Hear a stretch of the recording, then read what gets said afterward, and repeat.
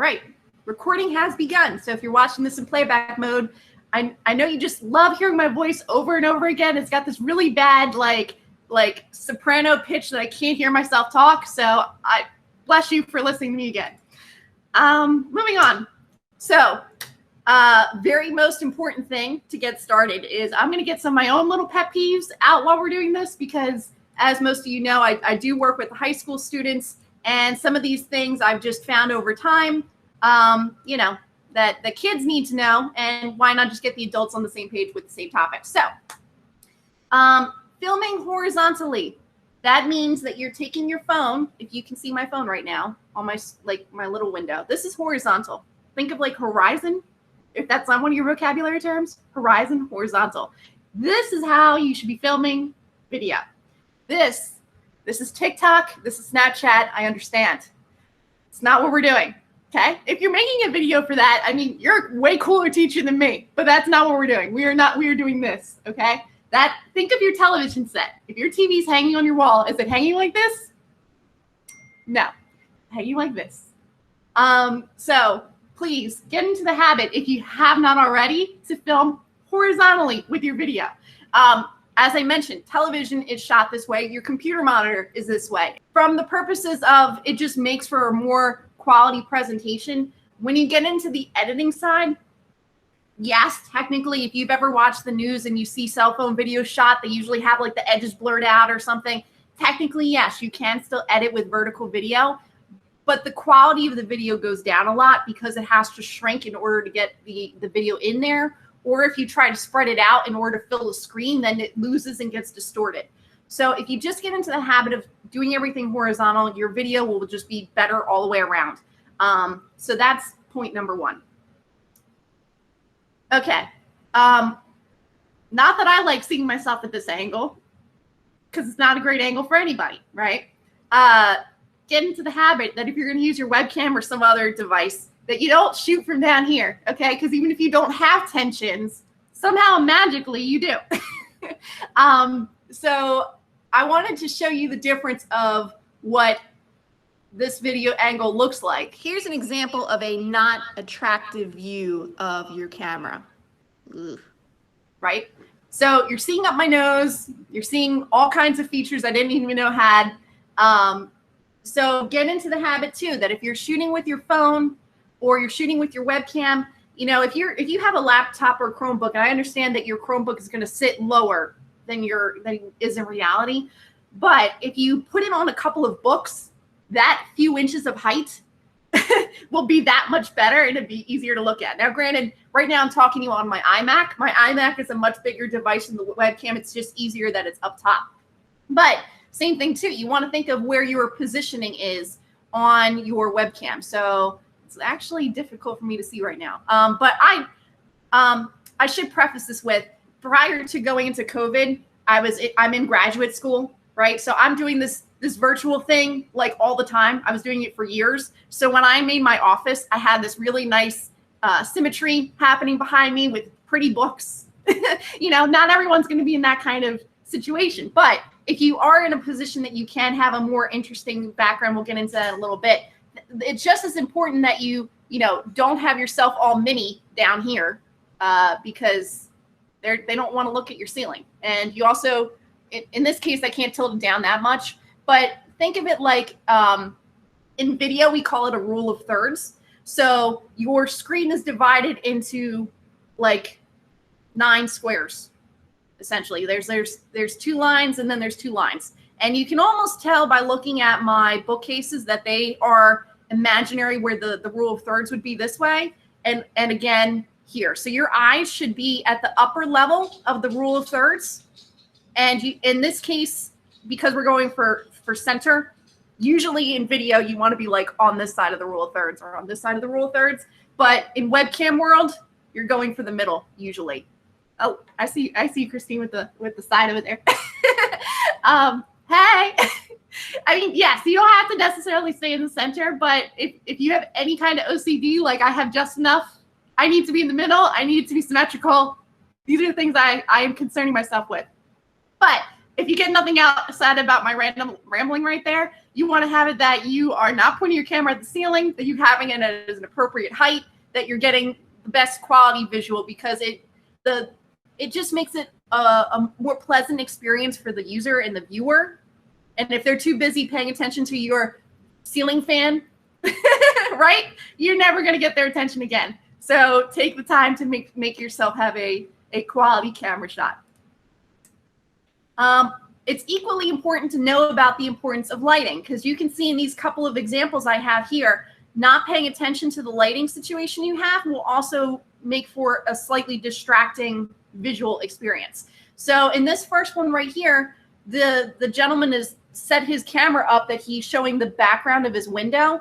And the way that cameras work is they're constantly looking for the bright place and sending like that autofocus to where the most light is. So if the light is pointed outside, it's going to stop paying attention to what you look like in the foreground and turn you into like a shadow.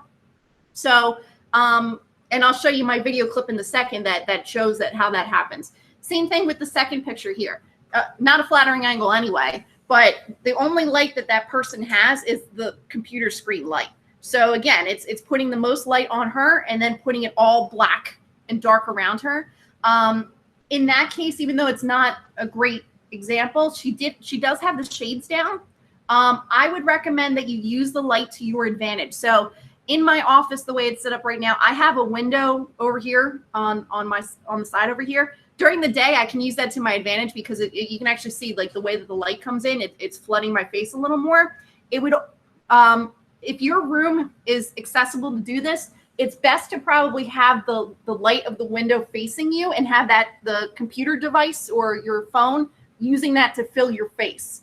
If that's not something that's really practical, the next thing would be to have a lamp at your desk or something that is going to fill your face and give a better visual. Because you can see in that next picture down on that right corner, the difference of sitting in front of the window and then switching it the other way around. That's how much better that looks just by switching where the camera's located. And I have a video clip to show you the difference of using the window on my face versus using it against me. Oh, oops, that didn't work.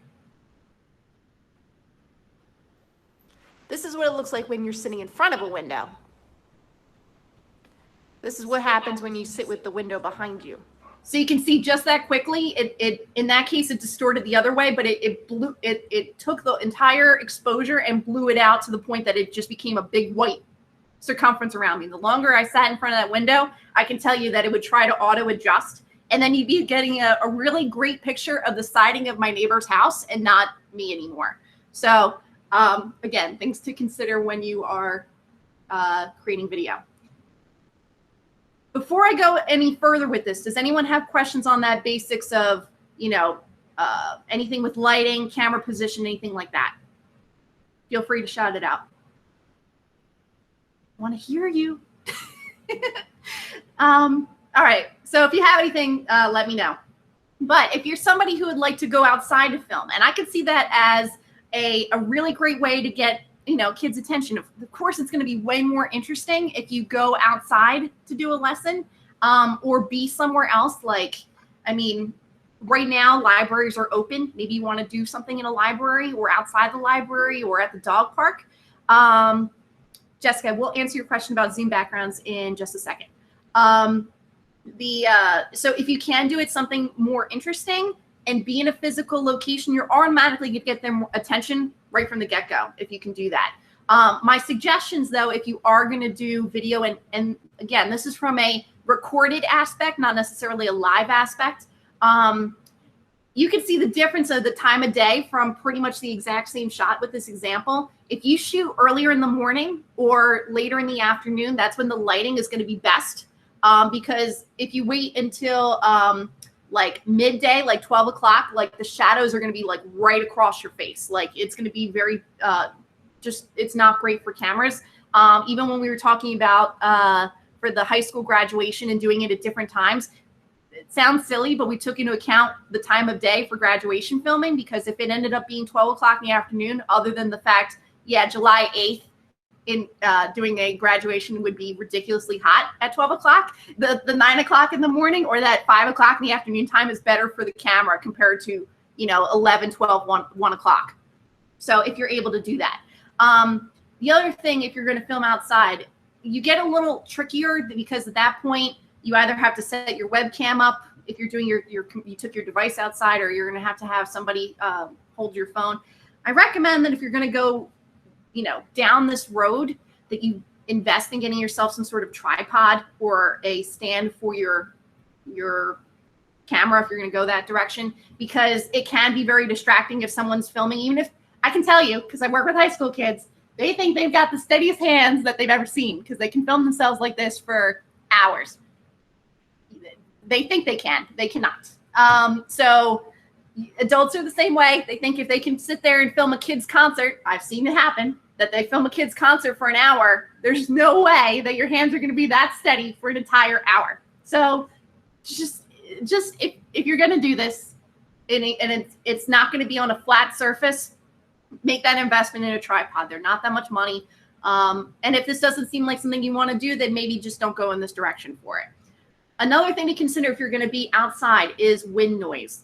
You may not hear the wind blowing when you're recording, but we all have home videos of us at a petting zoo or something like that, and we can hear the background of the wind noise on the camera. So it's better that you either don't film on a windy day or try to make it that like a sort of like a shield. You could even probably use like a textbook to sort of shield off if you have your camera to just block off the external noise that happens. You're still going to get a little bit of that wind noise, but it's a cheap and inexpensive way to fix it, and not have it be as much of a problem. Other things here. So distraction-free backgrounds. Now, at this point, I will, Jessica, answer your question about Zoom. So Zoom does allow you to change backgrounds. In that Meet upgrade, yes, that's supposed to be one of the things they're also going to be updating. You will be able to change the background just like you do in Zoom. That will be coming out with that paid version, assuming, again, board approval. And that also helped, too, that if you had students who maybe didn't feel comfortable about sharing their cameras because they didn't want to have their environment up on the screen, you will be able to encourage that because they can change it to virtually anything they want to have. So, again, coming soon to answer that question. But distraction-free backgrounds. If you just want a really good laugh, if you don't already follow this guy, Rate My Skype Room, which is Room Rater, he's hysterical. So he's, especially since the pandemic, he's been watching like all the cable news shows and giving his commentary on what the backgrounds are. If you look at that first top one, like he's talking about that the squirrels are tending to the flowers. It's great. You can see that in this other example that he has a great library. It even has a catwalk. Wonderful stuff. This one, he's in a hostage situation. We should help him. Like they're just great. But if you're just looking for some ideas of how you can, maybe revisit your home office workspace, at least you'll have a starting point to go from.